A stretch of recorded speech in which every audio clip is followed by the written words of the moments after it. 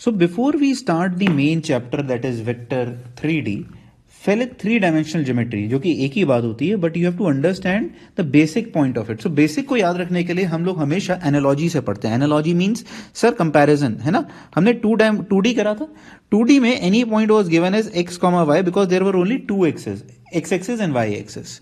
अब इसी में जरा एक दो चीजें क्लियर करते जाओगे तो तुम्हें बहुत अच्छी अंडरस्टैंडिंग आएगी कि थ्री डायमेंशनल होता क्या है. What is actually a three dimensional. So पहली बात ये तो सबको पता है, three dimensional is x comma Y comma z because it is having x axis, so three dimensional plane, right? Y axis, z axis.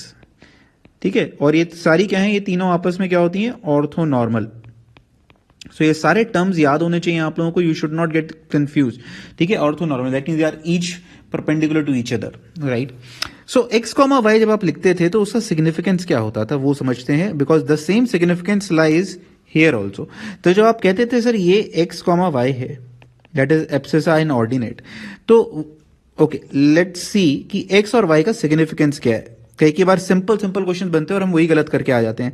तो ये होता था डिस्टेंस एक्स और ये होता था डिस्टेंस वाई, इजंट इट. तो यहां पर अगर हमसे कोई पूछता सर एब्सिसा क्या डिनोट करता है, what is the value of abscissa? So actually if you see, if your this was point P, that means x जो डिनोट करता था वो क्या करता था, distance of a point from x axis. नहीं, बस यही गलती कर देते हैं हम लोग. वो डिनोट करता था distance of a point from Y axis. And similarly if अगर आपसे वाई पूछा जाता एक्स कॉमा वाई में, तो it was showing you distance of a point from x axis. Distance हमेशा बात होती है तो परपेंडिकुलर डिस्टेंस. देखो ना ये परपेंडिकुलर डिस्टेंस, यही तो यूनिट y थी. तो y tells you the distance of the point from x axis. तो क्या सर कुछ ऐसा ही पैरेलल होता है अगर हम x comma Y comma Z की बात करते हैं. तो अब आपको एक लेवल और ऊपर उठना पड़ेगा. जो काम, I repeat, the things that you did for line in 2D, ठीक है, the same thing gets converted to plane in 3D. Sir ये प्लेन क्या है, do not worry, as we keep on doing it again and again more and more clarity will come to you. So जो आप screen पे देख पा रहे हैं, ब्लैक बोर्ड आपको दिख रहा है, दैट्स अ प्लेन. उसके ऊपर मैं लाइंस बना रहा हूं. So whatever formula that you did for line are actually analogous. Analogous बोले तो वही सेम फॉर्मूला का मतलब सिंटैक्स वही होगा, बट क्या होगा, एक जेड एक्सिस का कंपोनेंट और ऐड हो जाता है, but formula comes out to be for plane. तो अब प्लेन समझते हैं कि sir what is a plane. So for understanding plane let's take a cube. ठीक है, इजीएस्ट वे अराउंड. सो हमने ये जो ब्लू लाइंस बनाई हैं, so let's say the blue line shows the X axis. थोड़ा सा विजुलाइज करना पड़ेगा, Y axis and Z axis. ठीक है, and I am sure that all of you have understood कि हम थ्री डायमेंशनल स्पेस में रहते हैं और रूम जहां पर आप बैठ के लेक्चर देख रहे हैं वो भी एक थ्री डायमेंशनल स्पेस ही है. तो अपने आप ग्राउंड को एक्स और वाई एक्सिस मान लीजिए और जो आपकी वॉल है उसको आप जेड एक्सिस के अलॉन्ग मान लीजिए. सो दिस बिकम्स अ 3D. ठीक है, क्यूबॉइड में बैठे हैं आप लोग या क्यूब में बैठे हैं रूम में. सो अगर हम बात करते हैं तो in 3D there are two things. आपके पास लाइंस भी होंगी एंड प्लेन्स भी होंगे. सर ये कैसे एग्जिस्ट कर सकते हैं, हाउ डे को एग्जिस्ट. देखो ढंग से नोटिस करो. तो लाइंस तो तुम्हें दिख रही हैं. लाइंस क्या है, edges of this cube are the lines. अब जो फेसेस ऑफ क्यूब बनेंगे, फेसेस वो क्या बन जाएंगे, plane. So for example this particular plane which is lying here.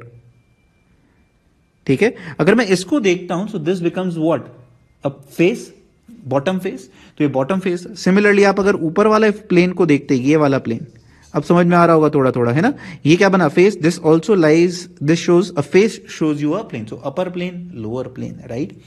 अब अगर हम देखते हैं नीचे वाला प्लेन, तो ये वाले मैंने क्या शो कर दिए, this becomes my, since this plane lies in x axis and y axis के अलॉन्ग बन रहा है, दैट मीन्स ये इसको मैं कह सकता हूं एक्स वाई प्लेन.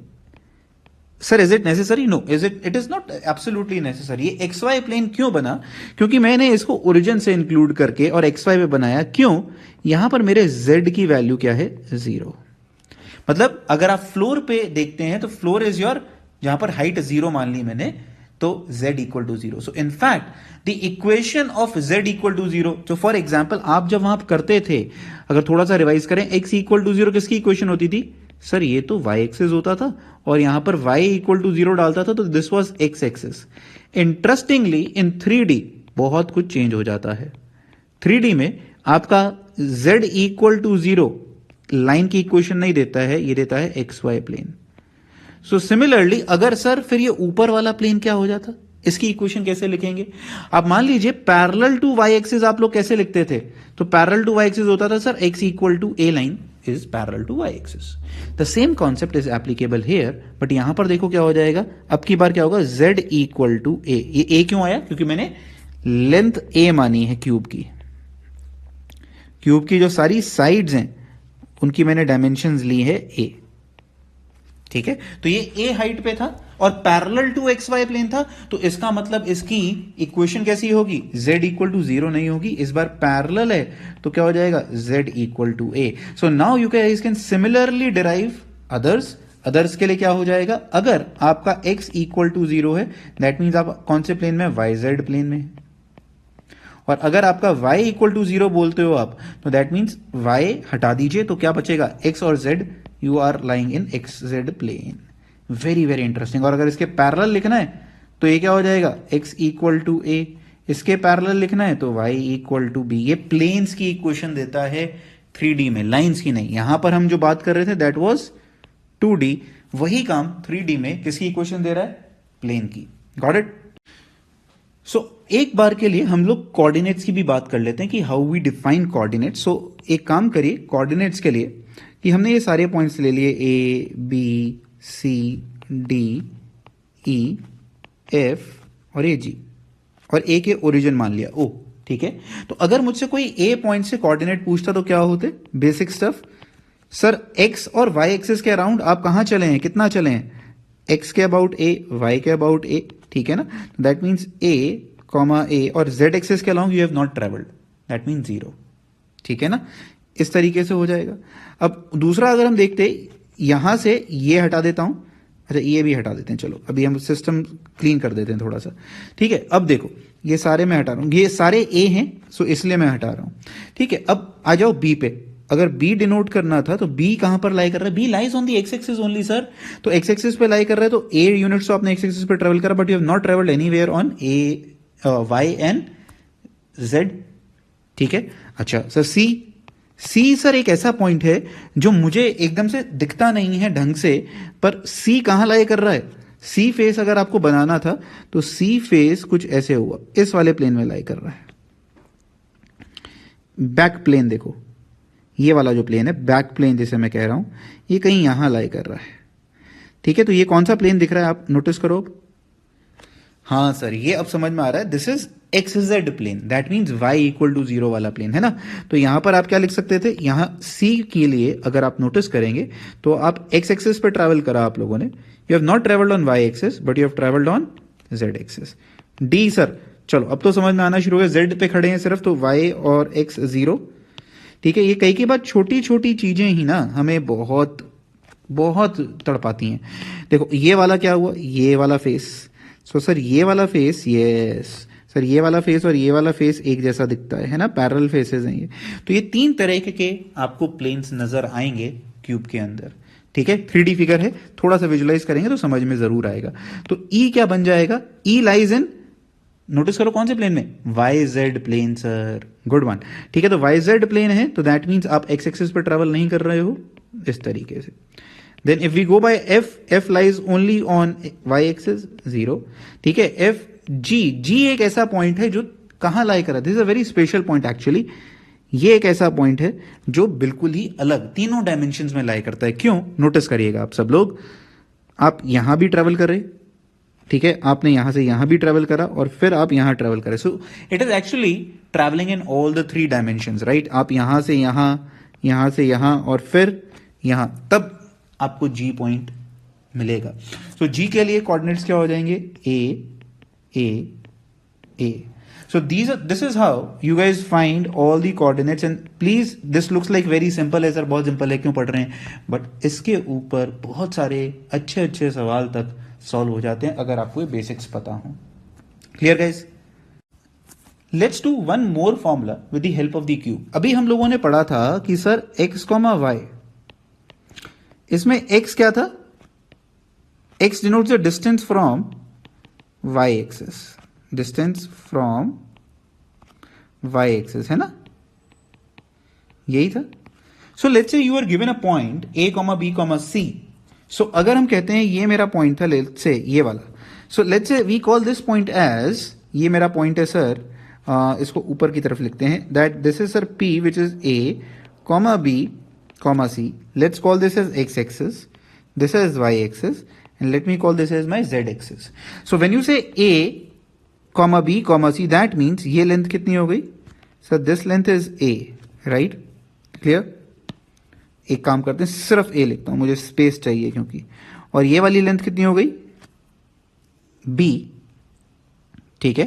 क्योंकि आप यहां से ऐसे भी समझ सकते थे, ये था a, ये था b, और ये वाली हाइट कितनी हो गई? c। तो क्यूबॉइड है, क्यूब नहीं है आपकी बात। Now sir if we have to find, question सुनिएगा ढंग से, find distance of p from y axis, distance of p from y axis, basic question, और ये मैंने नोटिस करा है a lot of you would do it wrong। Distance of p from y axis when p is a, b, c। निहायत ही basic question, कैसे solve होगा? देखो, confuse नहीं होना है बहुत ज्यादा, आप नोटिस करना मैं क्या कंस्ट्रक्शंस कर रहा हूं। मैंने ये ट्राइंगल कंप्लीट करा। सर कौन सा ट्राइंगल ले रहे हैं आप? Okay, I will showcase it to you. ये वाला ट्राइंगल, ठीक है, इस फेस के अराउंड, ठीक है। अच्छा, अब इसमें प्लेन और लाइन का फंडामेंटल आपको थोड़ा सा समझना पड़ेगा। ये मान लीजिए ए, B, C, D, E, F, जी। सो अगर हम यहां पर प्लेन्स की बात करते हैं, सर कौन कौन से प्लेन्स? प्लेन देखो, एक हुआ आपका floor plane, plane A, B, C, O, and I am taking a plane 2 जो फेस प्लेन बन रहा है, कौन सा? बी, सी, डी, जी, ठीक है। Can I say that these are perpendicular? Cuboid मान के चल रहा हूं मैं, है ना, परपेंडिकुलर, क्योंकि एक्सेस आपने परपेंडिकुलर मानी। So when the planes are perpendicular, any line, so now understand that GC is a line. ये कंफ्यूजन होता है लाइन और प्लेन में, तो ये ढंग से क्लियर करना बहुत जरूरी है। GC is a line in the plane, कौन सा? B, C, D, G. But if plane 1 and plane 2 are perpendicular, then any two lines in the two planes will be perpendicular also. That way you can understand. ठीक है। अब अगर हम बात करते हैं कि कैसे, sir GC is a line, similarly GB is a line, है ना। ये आगे चल के हम बहुत डिटेल में बात करेंगे, बट एक चीज जो हमें समझ में आ रही है कि सर GB जो है ना सर, वो एक तरीके से परपेंडिकुलर है। वो एक तरीके से क्या है? परपेंडिकुलर है। तो in triangle G B C, what you will get is GC square, you will get GC square is equal to GB square plus BC square। क्या वैल्यू आई यहां पर? So this will be what? C square plus B square, और ये हुआ GC under root कर देते हैं। And you will be surprised, GC is nothing but distance of the point से P हमने जो लिया था, ठीक है, P और G हमने एक मान लिए, distance of the point P from y axis is given by under root C square plus B square. So if somebody ask you what is the distance, so अगली बार से अब आप कंफ्यूज नहीं होंगे। A, B और C अगर दिया हुआ है, अगर आपको इस पॉइंट का डिस्टेंस बताना है फ्रॉम x एक्सिस, तो क्या हो जाएगा? अंडर रूट सेम क्या हुआ? बी स्क्वायर प्लस सी स्क्वायर, एक्स एक्सिस से।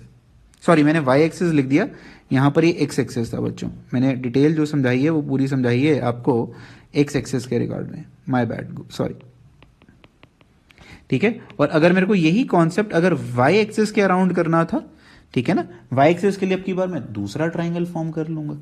तो वाई एक्सिस से हमें यहां पर सिमेट्री से क्या समझ में आया? If we were to solve for x axis, we have removed A. So if we were to solve for Y, we will remove what? B component. if you want to find a distance of a point from z axis in 3-dimensional space, then it will be under root a square b square. c वाला component हटा देंगे. So basic concept, basic question जो हमने बहुत आसानी से मजे मजे में सॉल्व कर लिया. Got it guys? Alright, so what all things you have done in 2D is actually applicable in 3D. तो आपने डिस्टेंस फॉर्मूला करा था सर. डिस्टेंस फॉर्मूला, हाँ सर ये तो बहुत बेसिक होता था, है ना sir. x2 minus x1 square plus हम sir y2 minus y1 square कर देते थे यहाँ पर. सो ये क्या देता था? Distance between a and b point which is ab. So if you are in 3D where x1 y1 z1 है सर, b पॉइंट कैसा है आपके पास? x2 y2 z2. तो अब की बार यहां पर भी distance formula as it is applicable है. आप क्या कर देंगे? x2 minus x1 square y2 minus y1 square plus z2 minus z1 square. खत्म. अब की बार ये 3D में डिस्टेंस फॉर्मूला बन गया. That's it, that's it. और जो कैलकुलेशंस आप 2D के लिए करते थे, जो भी आप लॉजिक्स 2D के लिए यूज करते थे, all those logics are again valid here in 3D. The same thing we guys can say for section formula also. So section formula क्या था? ये आपके पास दो पॉइंट्स थे A and B, and let's say there is a point C which divides this in the ratio m:n. m इधर multiply होता था, n इसके साथ होता था. अब की बार भी वही है. आप पहले क्या करते थे?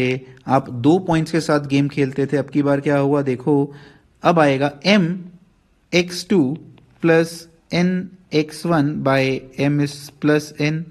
सेम काम होता था my2 plus n y1 by m plus n. The only difference being there will be a third coordinate attached, right? Very, very simple stuff. ठीक है? m plus n. Similarly, you guys can determine the midpoint formula also. Midpoint, very obvious. I should not have wasted time here in this, but yes, कोई नहीं, एक बार कर लेते हैं जिससे confusion ना रहे. तो बस तीसरा कोऑर्डिनेट ऐड करना है आप लोगों को. All the formulas of 2D which you have done are exactly same as in 3D. कोई चेंज नहीं है. तो सेंट्रॉइड की बात कर लेते हैं सर. सेंट्रॉइड का फॉर्मूला एप्लीकेबल होगा? बिल्कुल होगा. तो सेंट्रॉइड का क्या हो जाएगा? x1 plus x2 plus x3 by 3 comma y1 plus y2 plus y3 by 3. और अगली बार मैं ऐसा लिख दूं तो कंफ्यूज मत हो जाना, ये टाइम सेव करता है. समीशन z i 1 2 और 3 के लिए 3 बार चला देंगे. क्लियर हुई बात?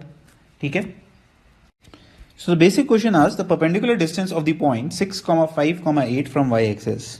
So see, आपका point था 6, 5, 8. Now you know the formula, so this becomes very easy for you from y-axis. Y-axis के लिए क्या था? Under root A B C में b हटा दीजिए, under root A square and c square. That's your answer. Under root कितना हो गया आंसर? 36 प्लस जैकपॉट सर 10 आ गया, बिकॉज 36 और 64 6 स्क्वायर 8 स्क्वायर. ये आपको पाइथागोरन ट्रिपलेट्स याद होने चाहिए. 6, 8, 10 Pythagorean triplet. D becomes the answer. Let's see simple question. Point equidistant from points O, A, B and C, and notice the points are very simplistic. This gives you the hint that the question will not involve a lot of calculation. ये क्या है? x axis पे लाई कर रहा है सिर्फ. ये point कहाँ लाई कर रहा है? y एक्सिस पे. c पॉइंट कहाँ लाई कर रहा है? z एक्सिस पे. Has the chord. So let's say you were to find that point, we take it as x, y, z. Now this point is equidistant from o and a. So PO should be equal to PA. Right, that we can say. And distances हैं तो square. Square क्यों करा sir? ये कहां से आया? अरे बाबा under root होता है ना. अंडर रूट में हम लोग क्या करते हैं? अंडर रूट हटाना टारगेट होता है, तो वो स्क्वायर से हट जाएगा. तो ये क्या बन जाएगा? X square plus y square plus z square P O. तो पी ए क्या बन जाएगा? नोटिस करो, x minus a square plus y square. Oh sir very interesting. हाँ, कुछ तो बड़ा इंटरेस्टिंग आया. क्यों सर? वाई स्क्वायर और जेड स्क्वायर कैंसिल आउट हो गया. What we guys are left off with is x square minus x minus a whole square equal to 0.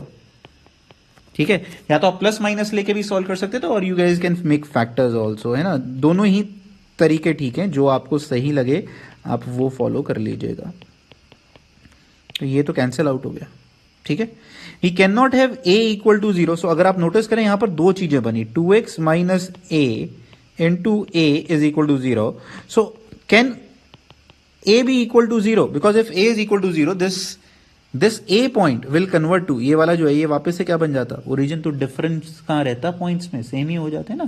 So that means a can not be 0. So that means ये important भी क्यों है sir, उससे पता चलता है कि अदर फैक्टर ही 0 होगा. That means x equal to a/2 आ गया. अब यहां से सिमेट्री समझ में आती है. सर यहां से और क्या, सर ये तो एक ही पॉइंट आया.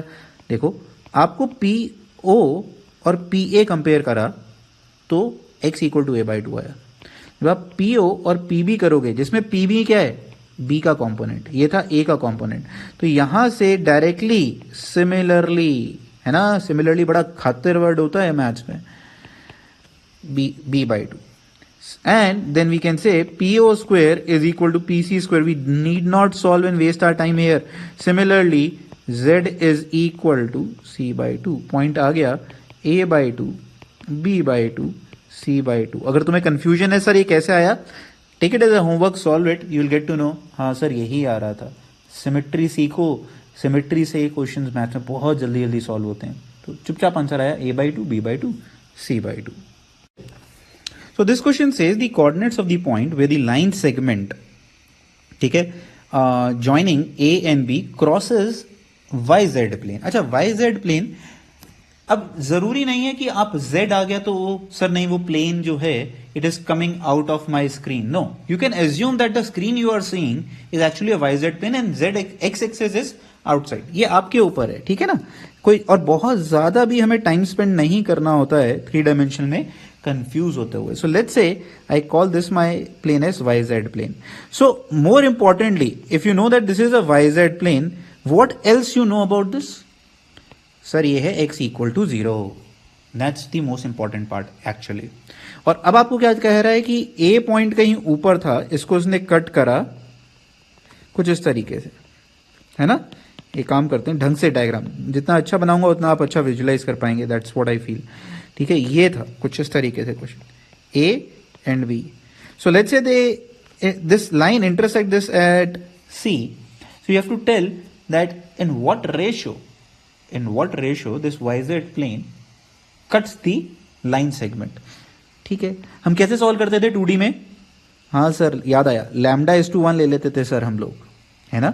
तो अगर आपके पास A के कोऑर्डिनेट्स हैं, जैकपॉट, ये भी जैकपॉट, तो सर बचा क्या, कुछ भी नहीं है. तो सॉल्विंग का सवाल हो गया. कैसे, लैम्डा के इधर मल्टीप्लाई करूंगा, 1 के फैक्टर्स इधर मल्टीप्लाई करूंगा अपोजिट साइड, तो क्या बना. और हमें एक और चीज क्या पता है, x इक्वल टू 0.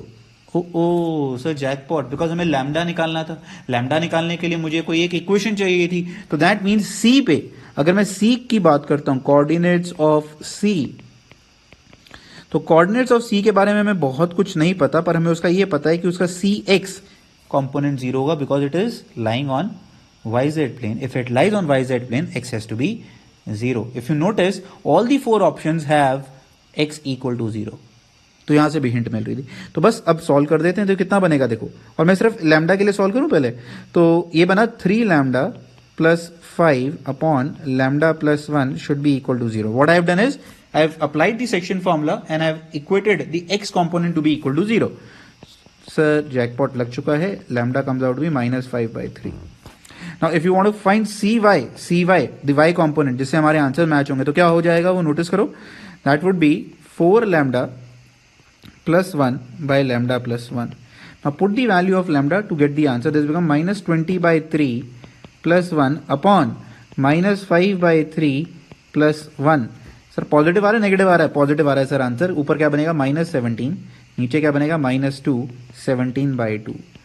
ठीक है, तो आपके ये 2 ऑप्शन हट गए, जबकि करने की जरूरत नहीं है, बहुत सिंपल क्वेश्चन है.